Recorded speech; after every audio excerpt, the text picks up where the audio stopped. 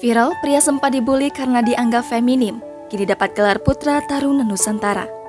Perjalanan hidup seseorang memang tidak ada yang bisa menebak. Seperti kisah yang dialami Dodi Sukaton, pria asal Kabupaten Asahan, Sumatera Utara. Semasa masih duduk di bangku SMA, ia kerap menerima cacian hingga perundungan akan penampilannya. Sebutan lelaki tulang lunak atau pria feminim acap kali diteriakkan pada dirinya. Kendati demikian, hujatan tersebut justru menjadikannya sebuah motivasi. Kini dirinya menjadi pria gagah dengan sejumlah prestasi. Setelah lulus SMA, Dodi langsung diterima di sekolah kedinasan sebagai taruna di Politeknik Pelayaran Sumatera Barat. Tak tanggung-tanggung, ia bahkan memenangkan ajang Duta Wisata Nasional dan mendapat gelar Putra Taruna Nusantara 2021. Kisah tersebut ia bagikan melalui video yang diunggah oleh akun TikTok pribadinya @dodisukato17.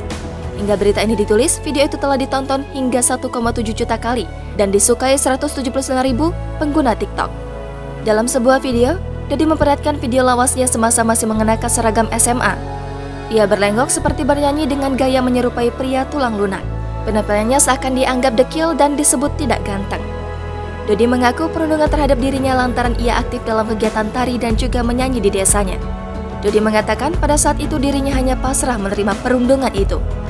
Ia tidak membalas atau memberi perlawanan. Ia mengatakan tidak semua orang bisa menerima perilaku bullying.